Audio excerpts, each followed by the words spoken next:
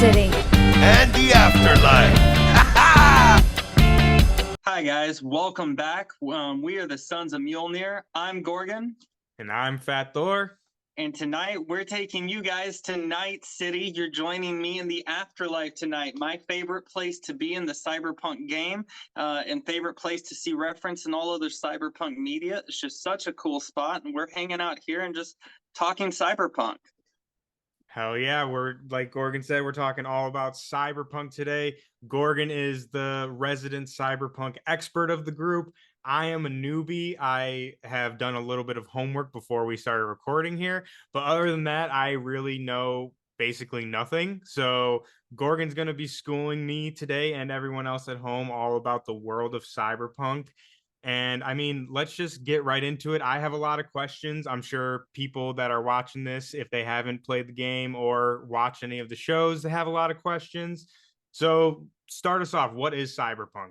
How did it start? Obviously, we know it's a video game, but there's a lot more to it than that. So clue us in. Cyberpunk is a futuristic world created as a tabletop role-playing game originally by Mike Pondsmith, who later went to create his own company of things specifically just so he could focus on expanding this universe. He eventually partnered with CD Projekt Red for developing the game Cyberpunk 2077. It was like over a decade in development. It was a huge deal. It was one of the most anticipated games we've ever seen. He, with that, the IP's partnered with Dark Horse Comics, where we get quite a few really incredible comics that we're going to be talking about here today a little bit for you. And most recently, it's partnered with Netflix, who used Studio Trigger to produce Cyberpunk Edgerunners, which just won Anime of the Year. So it is an expansive IP that's stretching now for like 40 years plus going on with it, from the multiple iterations of the tabletop role-playing game to being on your TV streamable today. And everywhere in between. So yeah, it's a fun futuristic world. It takes place in a city called Night City. Night City is a place that exists after multiple corporate wars, as corporations have taken over, and governments have fallen, and now it's kind of become completely corporate ran, led, all that jazz. And Night City sits where present day LA would be.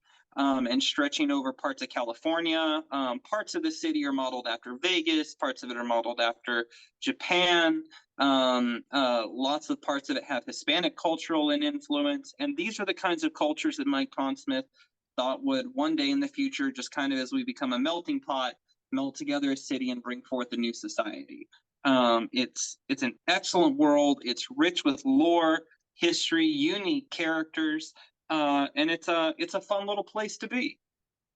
Yeah, definitely. Like I said, I'm a newbie to the world. I've done a little bit of homework before this, but I'm already loving it. I'm already deep into it. And like you said, there's so much lore and so much history to it that I got a lot to learn, and I'm excited to take the journey. But I want to go back a little bit. So it started off as a tabletop game, correct? Yeah. And so were there multiple like iterations of this tabletop game, or was there's there like one and then it just kind of blew up? I And think there's four now, because now there's a 2077 expansion kit for it. But yeah, it started off as one Cyberpunk tabletop role-playing game for it. I can't remember the year now, now that I'm on the spot. But then it had two more. Cyberpunk Red was a version for it, and then there was another expansion set on top of that. So there's really three major versions to the tabletop role-playing game, and now there's the 2077 expansion after all of this has come out. And that's where Mike Pondsmith built the universe. The classes that you get to pick from in game and their backstories in the game come from what was set forth from the tabletop role-playing game, kind of as different sections of the society. Cool. That's super cool. And then I also wanted to ask, before we start getting into kind of specific things with like the video game and the anime and stuff, this is one of the questions I have. So can you give us a little bit of a rundown. So basically everyone in this world is like a cyborg person. Like they're like everyone's like cyborgs, and some people have like Yeah. crazy like metal arms and like metal legs. But I had noticed like, so like in the show specifically, again, I'm the newbie, so like what I watched. So in the show, they call it like getting chromed up, like you get Yeah. chrome, and like that's like getting robot parts. But my question is, so like I said, it seems like everybody, even people that aren't chromed out, like they have like the data thing like in their neck. I don't know what you would call Yep. it. I'm sure there's a name for it. So is everyone just like born like half cyborg? Like do you get like No. the data implant as a baby and No. everyone just has that? Like so how do the cybernetics and the chrome stuff work in universe? So it's kind of like today, you go down to the doctor, right, and you get your glasses, Mhm. right? It's a very open society that explores open augmentation of your body, right? It's your body. Do what you want Mhm. with it. Upgrade it as you see fit, right? And as much as your body can take is the thing, right? Mhm. Because as you see in the anime, like not everybody really their bodies adapt well to having all this technology installed. Some people's Mhm. bodies don't really react well to it and fight it. Some people are better at taking more and more chrome on their body before it messes with their head. But in this society, everybody eventually goes and of choice gets chooses to get like a hollow, right? Mhm. That's like the cell phone thing that's built into your ear, ready to go. Your vision, the HUD that you naturally see in game and in the show that everybody seems to have. They go Mhm. get chipped up, right? It's Okay. something that goes in your brain, and it allows you to do that. Mhm. And that's something almost everybody goes and gets elected. There are people who choose not to get upgrades Mhm. at all, and then you have people like David from Edgerunners, who obviously just get fully chromed out. Yeah. And getting chromed out, as you'll see as you start playing the game more, can cause all kinds of different problems. Like it can eventually like cause your mind to fracture and split, causing cyber psychosis, where you go on a Mhm. rampage, which is crazy too, because there's actually a special tactical team in game that the people of it are people who are able to be brought back from cyber psychosis. And their Okay. mind constantly teeters on that razor edge, and Mhm. they become like a special elite tactical team, and that's like one of the best kept secrets in the game and universe. Is that, and you can find that side mission if you explore really well in the Cyberpunk video game. Okay, okay, Yeah. okay. That's awesome. So, like you said, so everyone can get these cybernetics and it's not illegal, right? Right. No, not illegal. Some are illegal for you to have, right? Because they're Mhm. made for the government or corporations, right? They're private Yeah. armies, military sector that you're Mhm. not supposed to have as a private citizen. But I mean, it's Night City. Yeah. Everybody's going to get chromed up with what they can. I somehow those a truckload of illegal cybernetics lands in a shop, and hey, you might go see your guy, and you might get chromed up a little bit with something special to bring to the table. So, I mean, that leads, I guess that just leads us in. Let's kind of get into the nitty gritty of it. Let's kind of talk about some specifics. So, you want to start with the anime? Yeah, Edgerunners is fantastic. Like I said, it just won Video Game of the Year. Edgerunners falls into the cyberpunk lore, I want to say around the time the video game takes place. Mhm. Yes, it does, because it has Adam Smasher in it. And Adam Smasher is in the video game, and you can fight him, and it's a huge deal. But it takes place around the same time everything's happening in the video game centered around it. What's super cool about it is the guy who wrote it also wrote some of the comics. His name is Bartosz Stizbor. If I'm saying that right, he's Polish, so I might have butchered it. I'm so sorry, Bartosz. But We're not experts at saying names here. Anyone he, who has watched our episodes will tell you that. right. But like I said, just won a video game of the year, and to me, it's kind of a testament of when you have someone who's worked on all parts of the IP, from the game to writing the comics to making this anime. There's a reason it all feels so well connected, right? And it's because someone was part of every step of the process who cares about the IP and the story to make it feel so connected and whole. They did an excellent job at the streets. If you played the game, when you watch the anime, you'll see places you'll go, oh, I know where that is. I've passed that spot. What's even crazier is you cannot be looking at the TV if you played the game, and you'll be able to remember stuff by sound. The game has a lot of unique sounds, from the ring of the hollow that you get, from the way hollow calls hang up, to every gun having its own unique sound, which is super cool that there's a unique sound for each and every gun, to even the cars having their own special unique sounds, the motorcycles as well. And when you're watching the anime, you can hear guns click and you're like, that's a Lexington. You're like, I know that gun. That's a Lexington. I use that gun all the time, right? And it really makes it just feel super well connected. I feel like all that stuff, it just works to really ground you in the world. Like, you feel like this place exists, you know what I mean? And like you were just Oh, saying, like absolutely. everything is thought out to the minute detail of like, oh, this gun specifically sounds like this, and this specifically sounds like that. And yeah, I think that's really, really cool. And I think, again, it just adds to the depth of this world. And again, I'm Absolutely. super new to it, but I can already see like how deep it all goes. You know what I mean? Oh, absolutely. Yeah, It's a gorgeous world. I really like the anime, and I'm not an anime person. Everyone out there knows that. Not that I have anything against anime, I just have not jumped into it. What I always tell people is I just feel like I haven't found that one that like has really grabbed me. Like, I've seen ones that I Absolutely. like for sure, and like I said, I have nothing against it. And there's definitely some really cool stuff I've seen, but just nothing that I'm like, okay, let me sink 100 hours into this yet. Like I said, Right. yet. But I watched this and I really, really enjoyed it. And we were talking about it a little bit. We were texting each other, and I feel like, how do I say this? I don't want to sound stupid, but I mean, I am stupid, so whatever. But like, it's just, since I'm not used to anime and like the anime style, like Japanese anime, it was definitely a little bit of a kind of learning curve, I guess you could say. Like, not necessarily learning curve, but like a visual curve. Like some of the like pauses and like the freeze frame kind of stuff. Like, I don't know, people who watch anime will know what I'm talking about. Like, it's a specific style. And I feel like, as someone who doesn't watch that kind of stuff, at first it took me a little bit to get over that.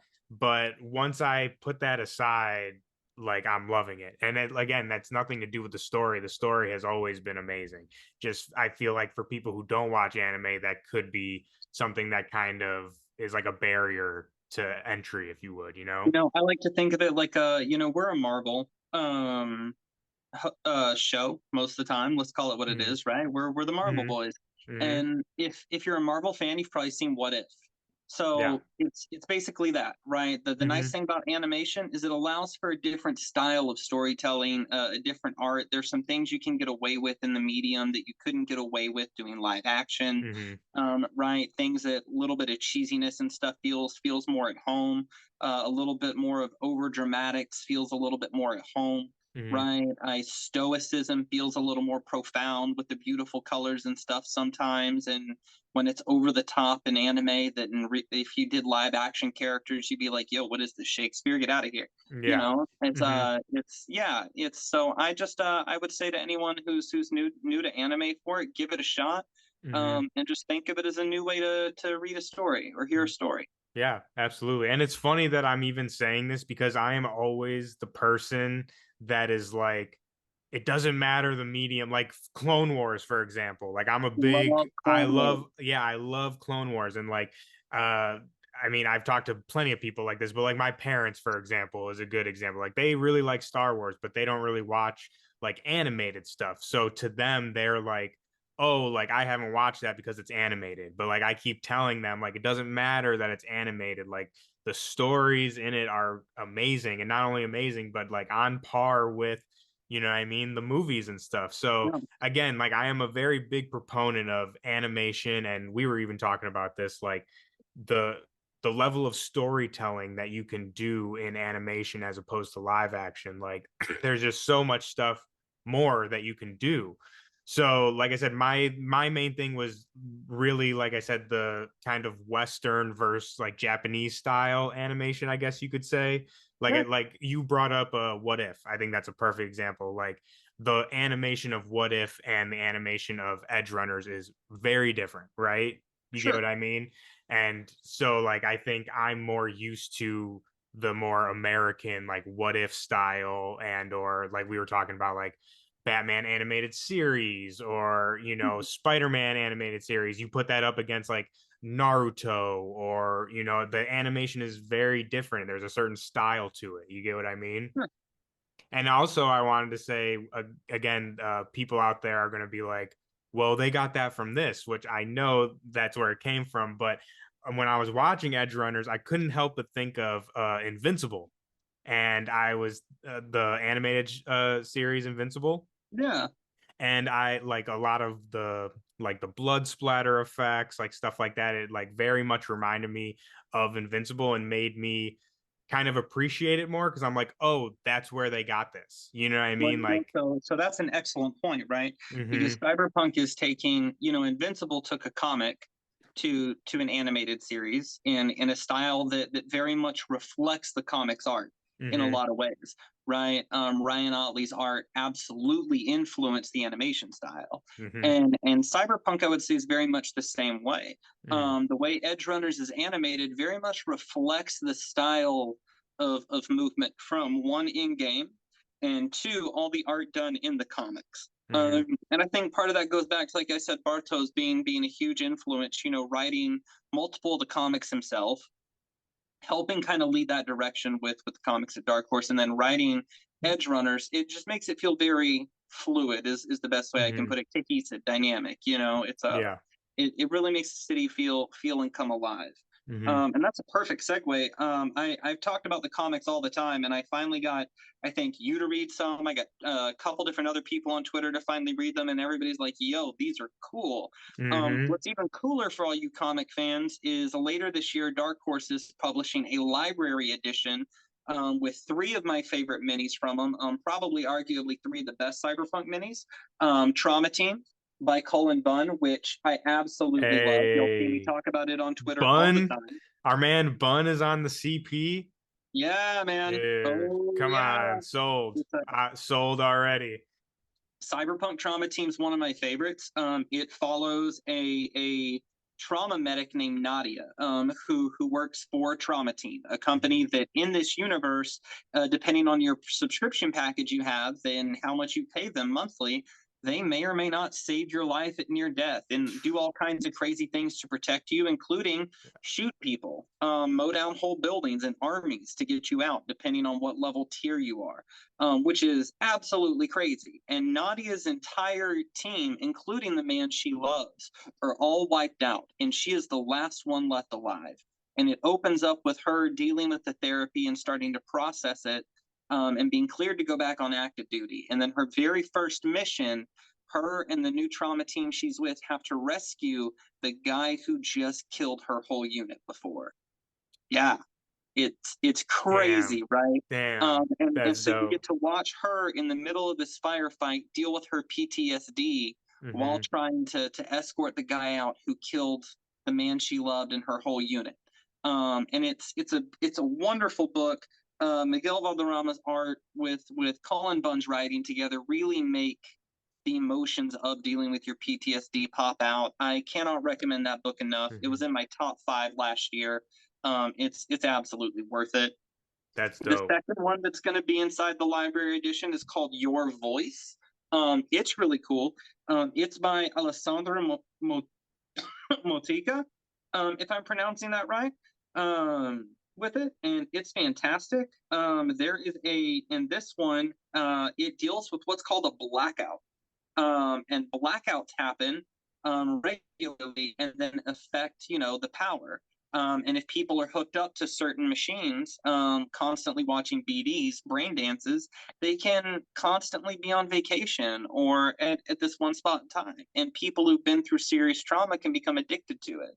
And and obviously companies are going to exploit that because it's a Mm-hmm. cyberpunk era, right? Where corporations rule and they'll exploit that. And then you have people who forget to pay rent and their other bills, and they get up to eat because they're so addicted to living this dream, this memory over and over on repeat through brain dances, despite that it's not real, just so they don't feel pain.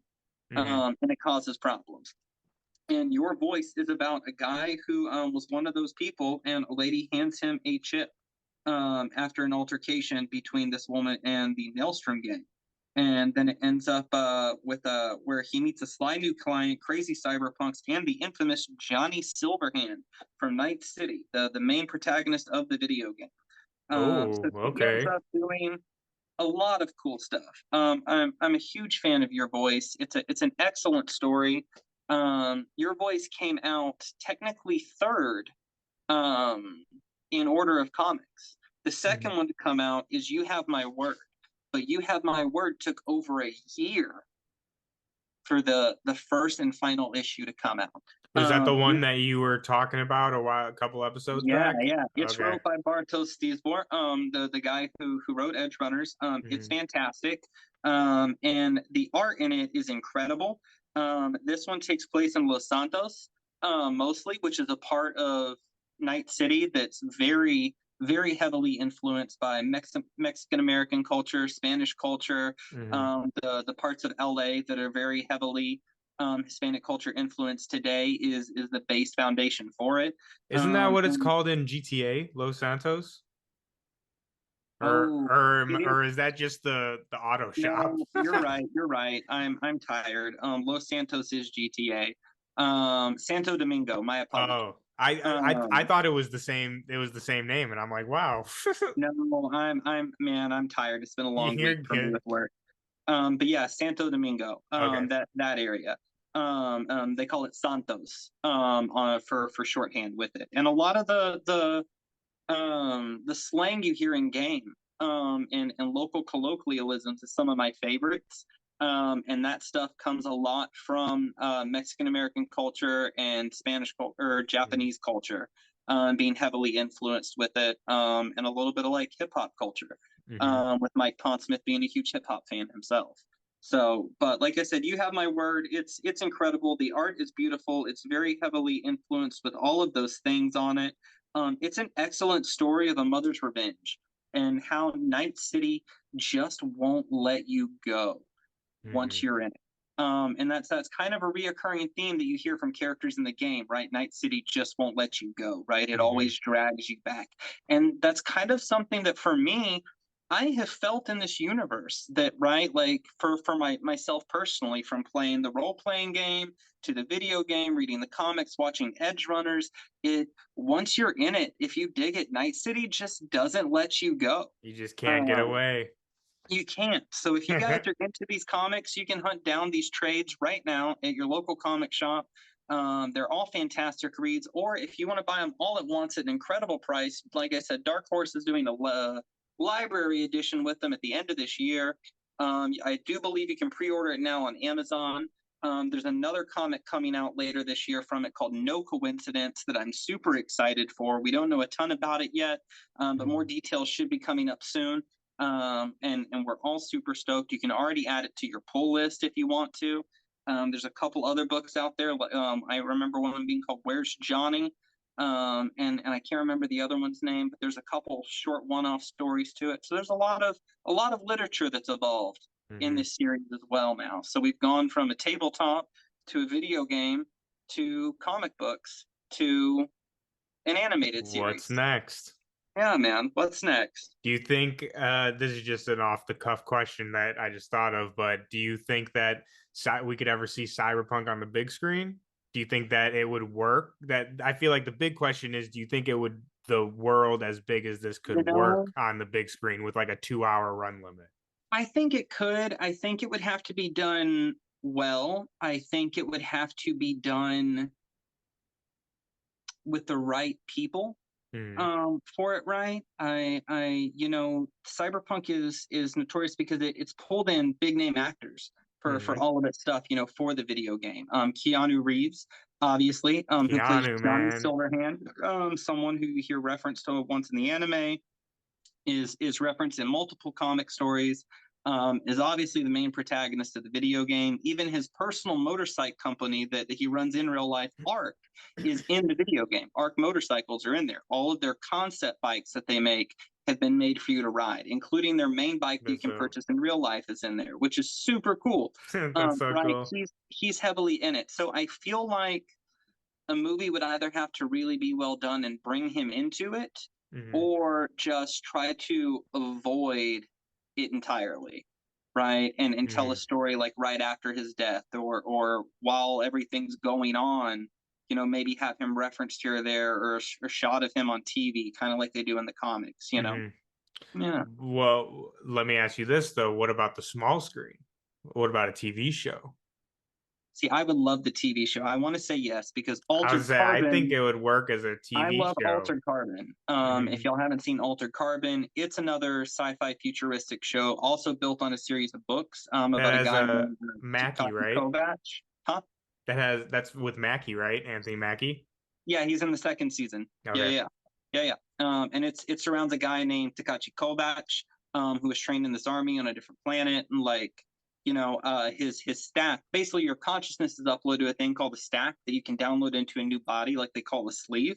And he's an elite warrior, basically only break out in case of emergencies, and who gets bought out and freed by some rich dude to solve his murder. It's an excellent series, and it's very cyberpunk futuristic. It did fantastic. So yeah, and actually, you know what? I love the team who made that. If they were to make a cyberpunk show, I'd watch the heck out of it, and I think tons of people would. Yeah, I think they would too. And especially, I mean, it didn't start as a video game, but I mean, we see like The Last of Us is freaking blowing up everywhere right now. It's probably the most watched show going on right now. So you see what can be done when the source material is respected and like when the people that should be in the room are in the room. So Correct. I think Cyberpunk could work beautifully as a TV show, like either, I mean, HBO, Amazon, I'd say they could do it good. And like we said, there's so much lore to it. That's why I asked about the movie, because I honestly feel like you would need a show or something before you even think about a movie, because there's just so Give me 2 much or 3 to seasons of a get show. over. Have Mike Pondsmith, have Bartos both come in and do some writing for it. Yeah, I think it'd be fantastic. Hell yeah, I think it would be great. And I was, you were talking about like the whole Night City thing. That reminds me of like when I started this, it totally, for people out there like wondering, like, what is, you know what I mean? Like, obviously we've been talking about this, but I would kind of describe it. Tell me if I'm off base.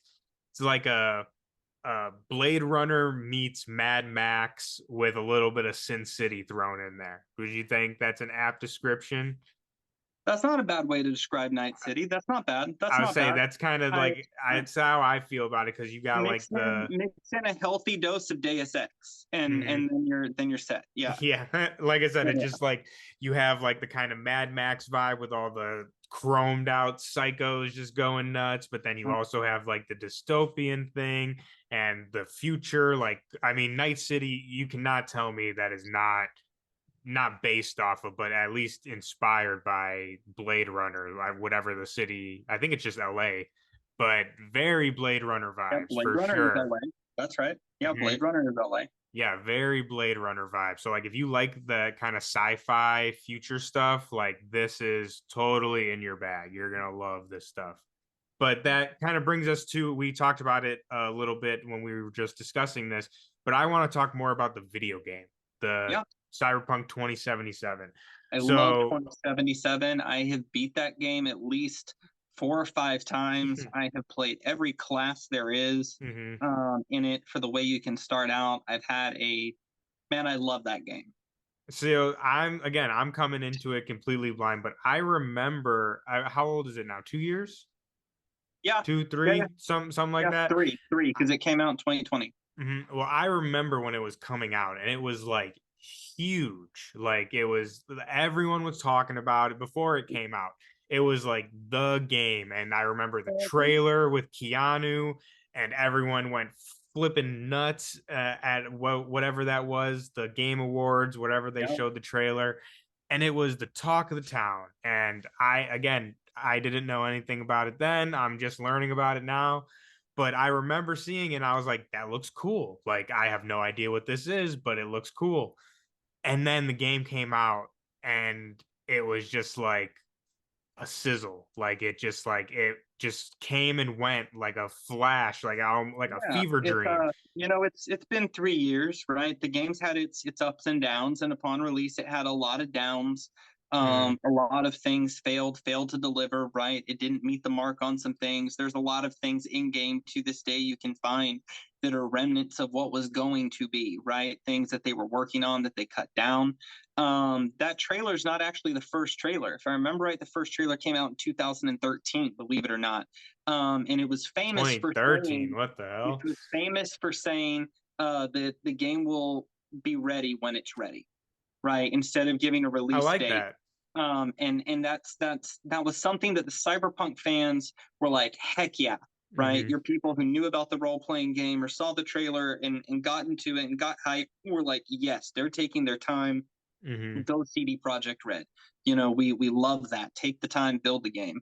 We were, and then they did crunch time, and it's interesting that a game all about corporations, right? Yeah. Being in charge and taking things over kind of mess things up when it's pretty much what happened. The Mhm. dudes in the suits, the corpos came in and chopped up parts of the game and rushed it to try to get it out at a sooner deadline.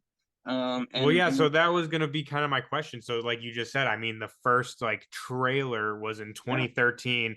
I saw a interview with Pondsmith where he was saying how like they've been working on it for so I don't know necessarily working on it, but like the idea for it has been, so long, and he specifically like did not want to do it until he found like the right team and the right right. people to do it. So it seemed like all the pieces were there. So like what happened? Like I said, it seemed like the team was there, everything was in place. So, like you said, Corpos. it was Yeah, man. the corporation. Corpos. Like, hey, this needs to get out now. Like, was it a time thing, or like, if you do know, but if not, like, can you speculate? Like, Yeah, it's what corpos. happened? It's exactly that. It's exactly Hmm. that. It's corpos. It's Yeah. the money bugs coming in, the dudes in the suit saying, "We want to get this out now. We want to make the money now. Like we can't Hmm. afford to push it back again. Like we said, there be no crunch. Take your time. Yeah. JK, you guys are going to be crunched, and which is a huge Mm. problem in the video game industry. Yeah. Crunch right now, and the animation industry as a whole. Hmm. The team wasn't far enough along on some of the things they wanted developed. They were working on, so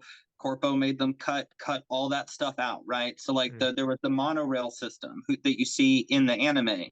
Yeah. It's then and you can find it in game parts of it, right? And if you're clever on your PC, it's a lot easier to do than on your PlayStation or Xbox, but you can climb on top of it, right? You can get on top of some of these old monorails and systems and buildings and things that we knew they were going to develop and there was going to be more to later on, and they Hmm. just cut it out and left it halfway there, right? Oof. There's a That's couple rough. buildings that you can find that you can clip through a certain wall here or there. Hmm. You can tell that there was going to be something to do there, and it just got dropped in order for Hmm. them to be able to move forward with what they were doing.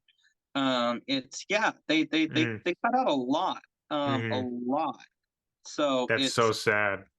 yeah, And it it's is. sad because like I think again, learning about this now and like going more deep into it, I think this is something that like obviously not everybody. There's, everyone Mhm. likes different things, but I really think this is a property and like a world that people would really get sucked into. And I think the video game is the way to do that because again, someone like me, like when the video game came out, I had no idea what Cyberpunk was, but I was like, "Oh, Keanu Reeves, new video game, I'm in, let's go."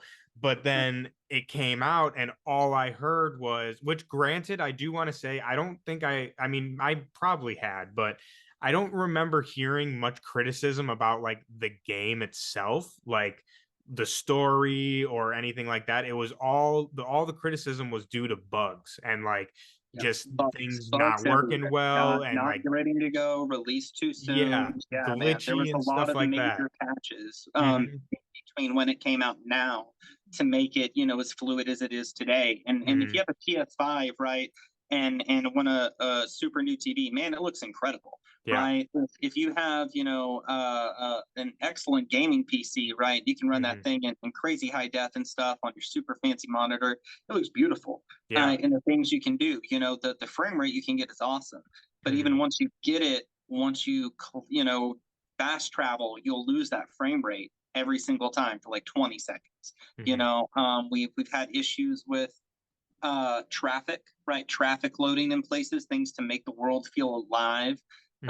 Right, hearing the same message on Hollow too many times. It's just standard quality of life issues everywhere.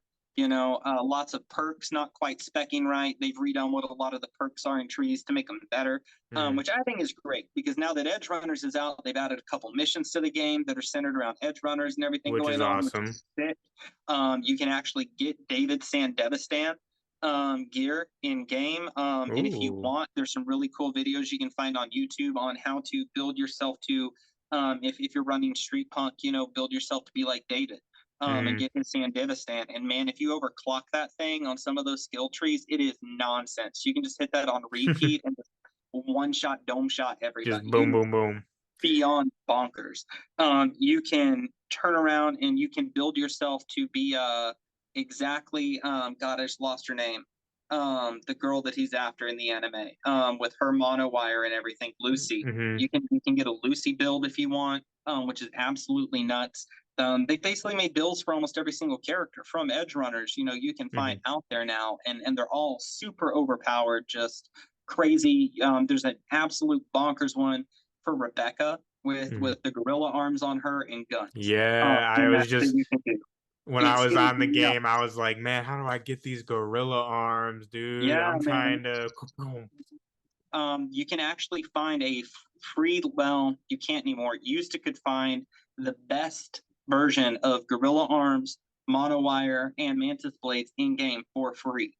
In different areas. Yeah, they were hit Come the on, legendary editions. Now you can buy them all from the moment you're out in the game, at very specific Ripper Doc shops. So all you have to do is get the Eddies and then go pay the Ripper Doc. Man, it's all about them Eddies, baby. All about them Eddies, baby. But yeah, like I said, it's just like really, again, now getting into it, it's just really disappointing looking back on the video game. Because again, like someone like me, when it came out and I heard about all these problems, I was like, oh, okay, I'll wait for that. And it was something that I was going to get immediately, but I heard about all these bugs and stuff. I was like, oh, I'll wait a little bit for it. And then it just like completely, I lost it out of my mind. And I just feel like if those problems weren't there, like obviously nothing can be perfect. Everything has bugs and stuff, but again, it was a bad launch. Exactly. But it's just like, again, it's just really sad because I think that if that would have went well, like so many people would have come into the world of Cyberpunk and it would be even bigger than it is right now. And like I said, it's just like, I feel like Edgerunners has been great for turning public eye around. I wish comic book readers would pick up the comics more. Right. I feel like there's a huge overlap between comic book readers and video gamers, right? It's absolutely. That Venn diagram's almost a circle. Yeah. Right.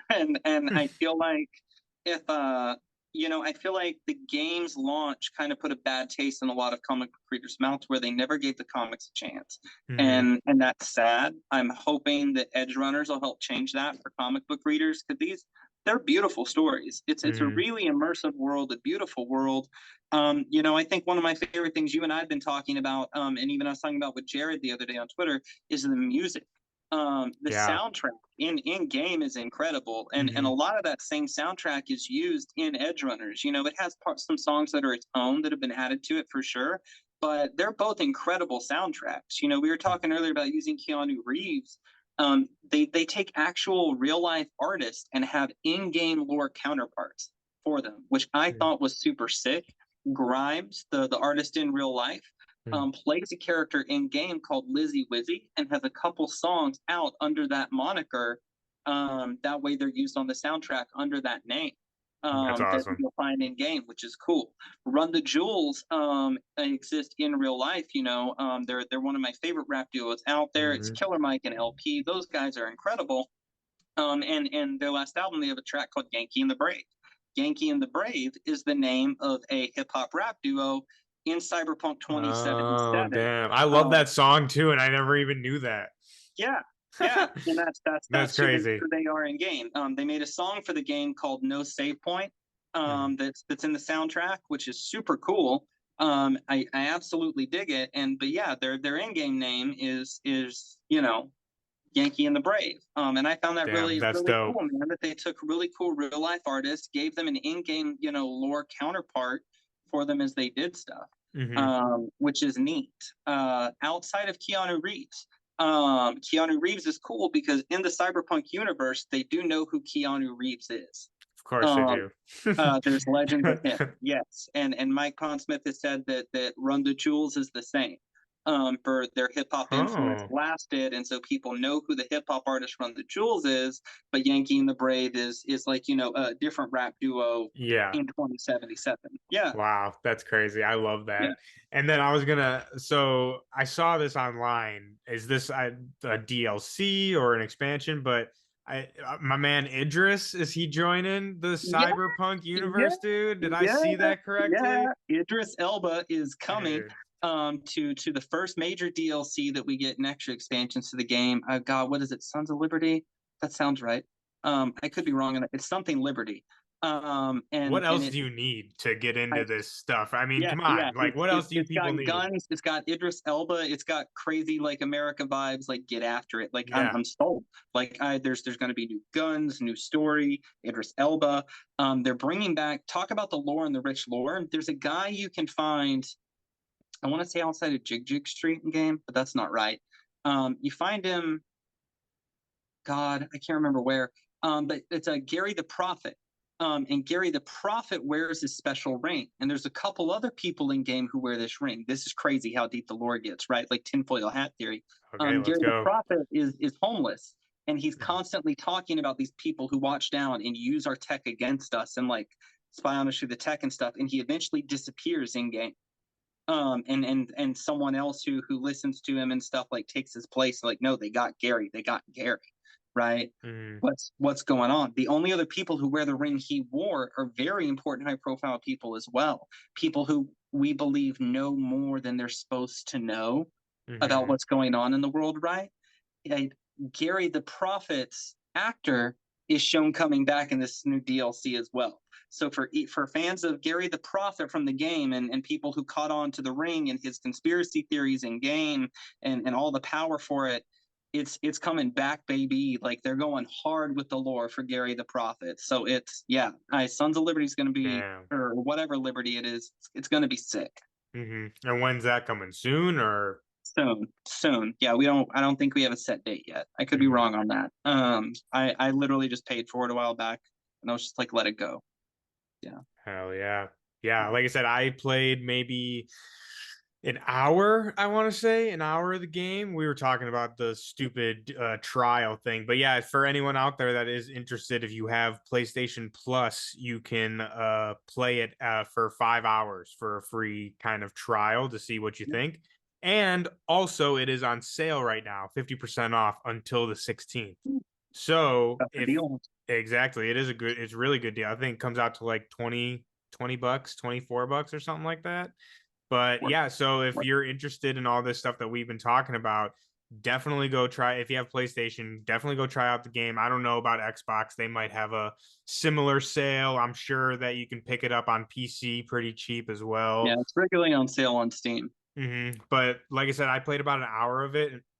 I really liked it. I thought it was really, what I did play was really good. What life path did you choose?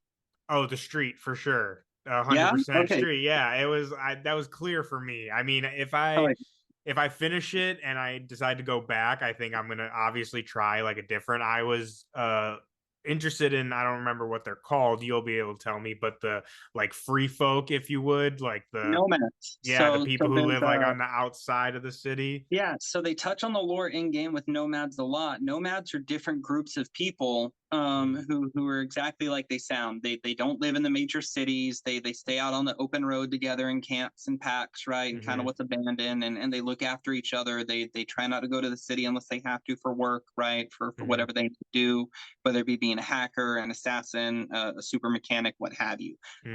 So each life path on top of your skills, give you different responses depending on who you talk to in game. And certain characters will Yeah. respond to you different depending on your life path. Mhm. Your life paths don't affect your romance options, but for some of your romances do give you a different dialogue option that wouldn't be there for other people. Mhm. Like if you're Corpo, you have a different relationship with Meredith Strout, who can be a romance depending on, and everybody can potentially romance Meredith if I remember right. She's bi, but it all depends on if you screw up the job or not. Mhm. Right, and Mhm. if she ends up ratted out from it, all determine whether you'll be able to have a romance fling with her later in the game for one night or not. Hmm. And like I said, Corpo gets a couple different lines with her than others get because of her being a suit. So Mhm. Yeah, yeah, when I was looking at the options, I was like, okay, well, I'm for sure not gonna be Corpo. Like that's a hunt. Like, I mean, again, if I replay it, I'll for sure. That's probably my last one I'll pick. But yeah. I was like, yeah, hell no, I don't want to be a suit. I'm fight the man. You know what I mean? Oh man, So I played them all. I'm a street kid for life. yeah, well, and especially since my first introduction to all this was the Edgerunners, the anime. So, and obviously the main character is a street kid. So that was kind of also like, yeah, well, my man David is a street kid. Let me go street. But yeah, like I said, I really like it, and I like all the guns feel really good. Like the way they shoot, reload, like the mechanics of that feel real solid. I Yep, will say I have noticed some bugs. I can't lie. There was one part, my buddy, what is it, yep, Jackie. yeah. He like Jackie Wells. he literally just like phased through like this like file cabinet thing, and he was like Yeah, stuck for a second, and then it just like the whole cabinet just went like exploded everywhere. I was like, yeah. okay, that's cool. And then It's I went to the gun dealer guy. Like it's one of the first things you do. It's like, oh, go talk to whatever and get your gun. yep. And it like just like would not do it. Like I would go and talk to him, and it would just bring up his like sale menu, like what I could buy from him, but it like would not enter the conversation so like I could get the gun. Like I went back and forth like good couple times until it finally like triggered it. So like I said, I can't lie, there are still some bugs, but I mean those are very minor things. Like that didn't take me out of the game. It didn't kick me off. Like I didn't have to reboot or anything. So, Right. you know, I mean, very small things, but it was funny. I like it was like the first 5 minutes, and I was like, God damn it, they were right. Yep.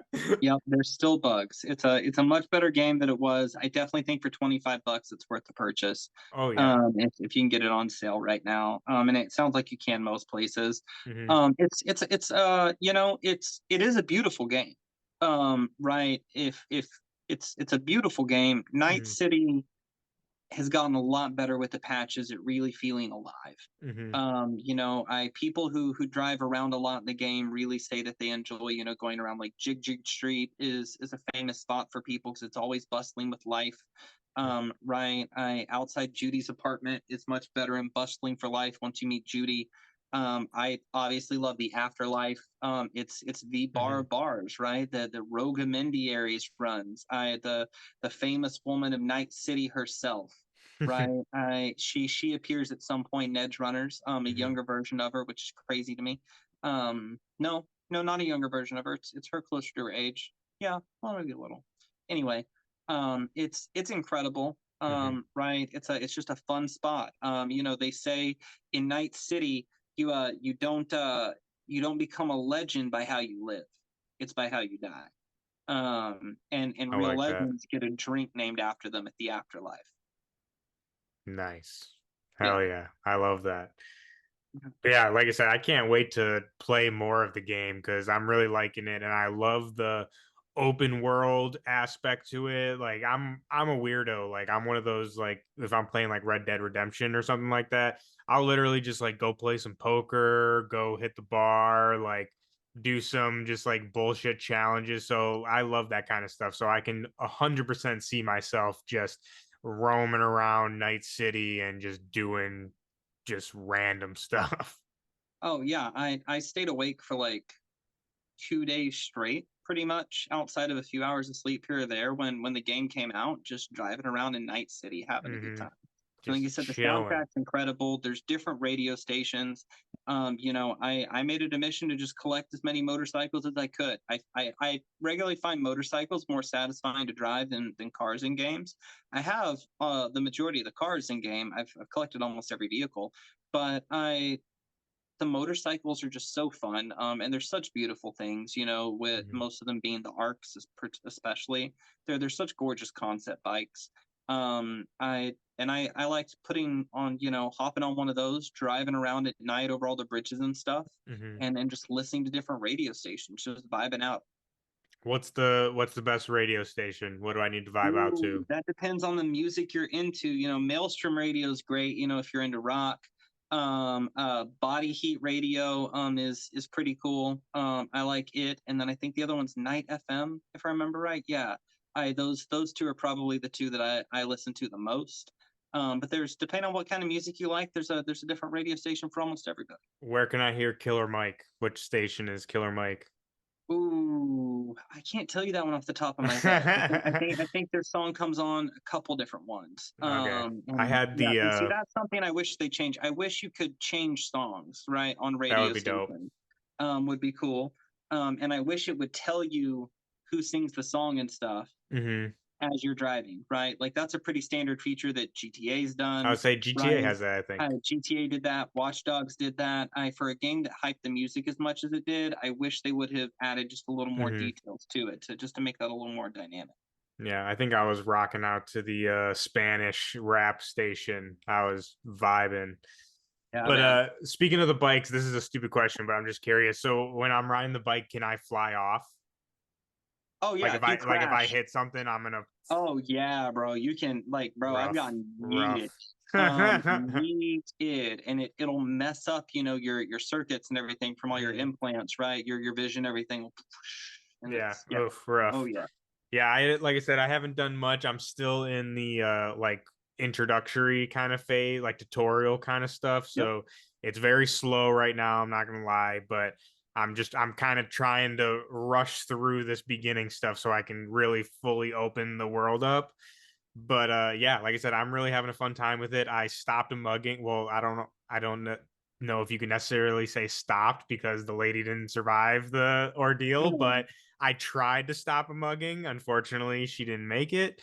But yeah, like I said, I'm loving it. I think it's really fun. And I think for people out there like me who kind of didn't give the game a chance because of what they heard of with the bugs and all that stuff, I would strongly urge you to pick it up. Like I said, it's on sale, or if you have, copy lying around, definitely pick it up. Like I said, I'm having a great time with it. It's really fun.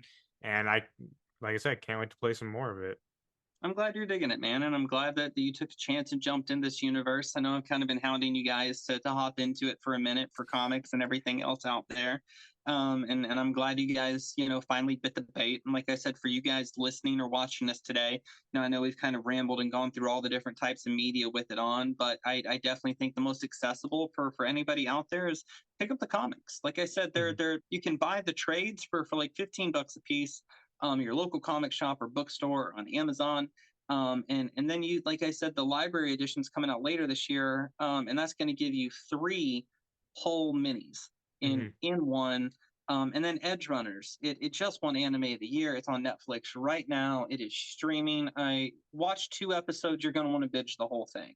I'm pretty sure that's what I told you. And you don't watch anime. And what did you do? Binged it. I'm on episode 5.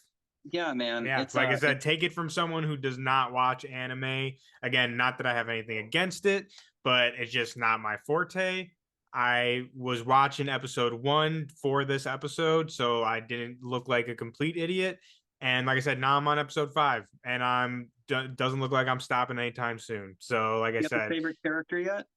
I mean, I don't know character names very well yet. I still need to, do my homework, but the big dude, the leader of the gang with the big gorilla missile arms. Yeah, he's really cool. Yeah, I like that dude. He's dope. I mean, obviously David, the main character. How can you not like David?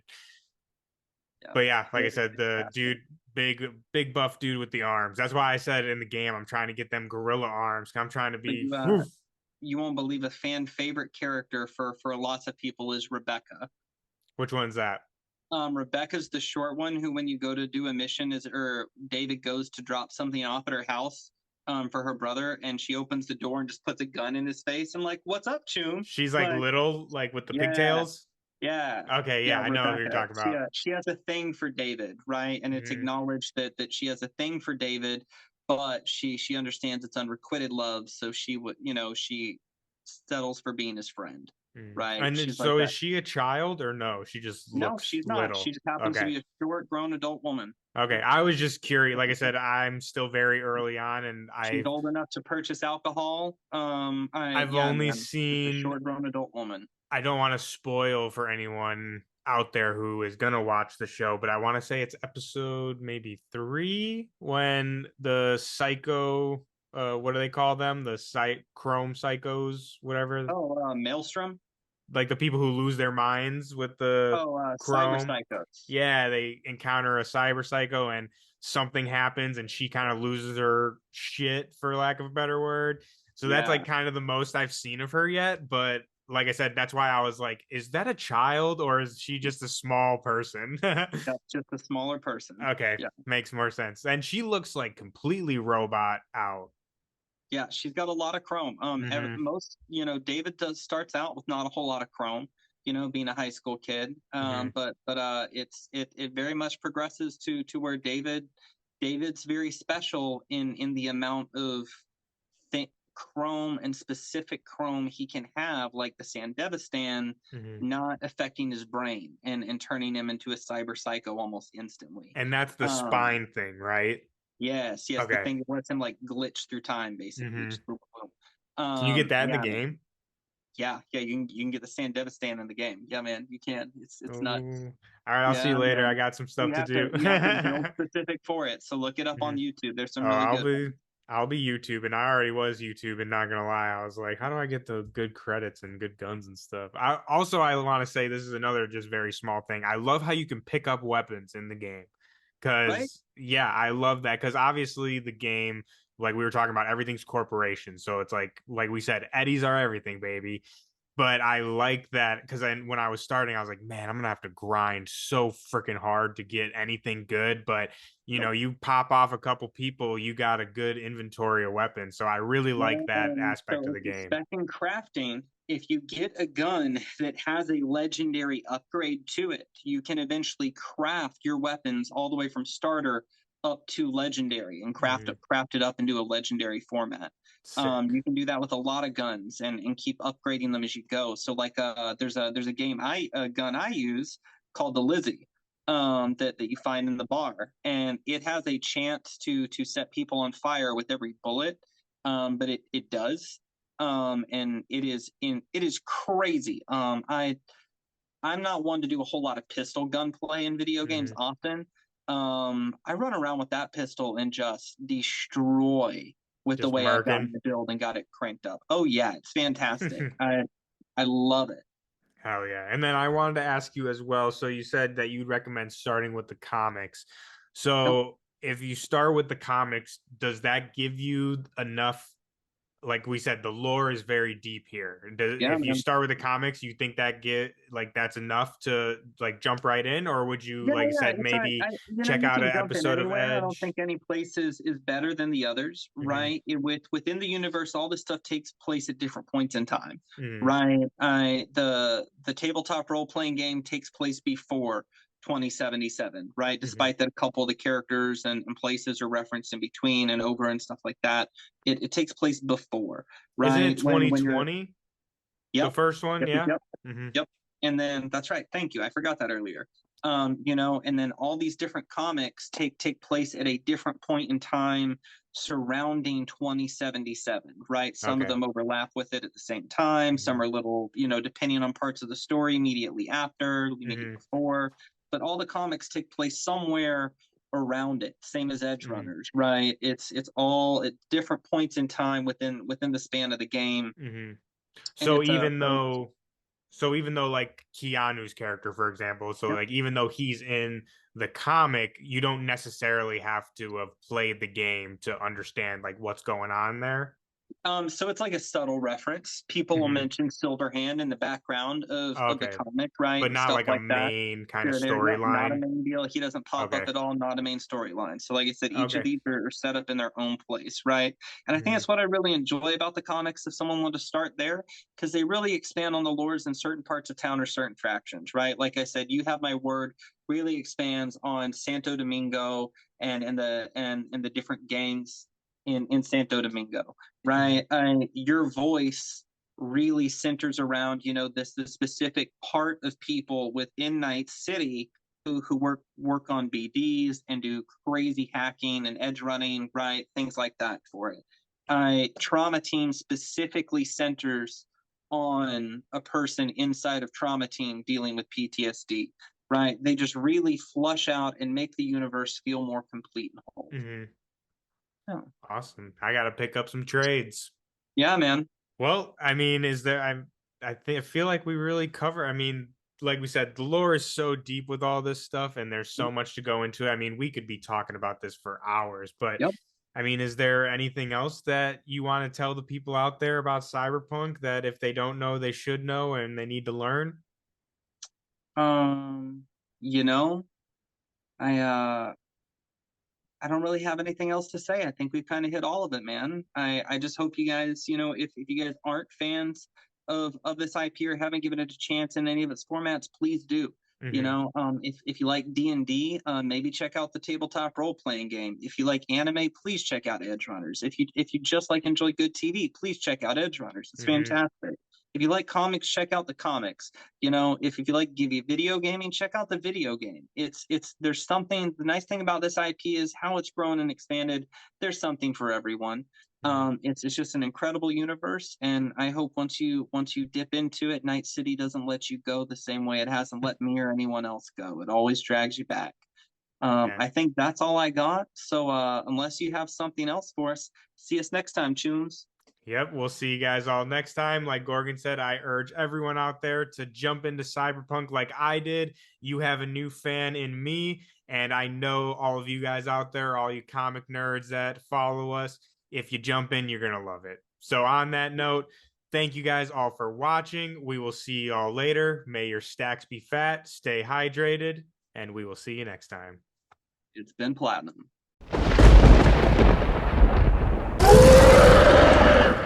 I can do this all day.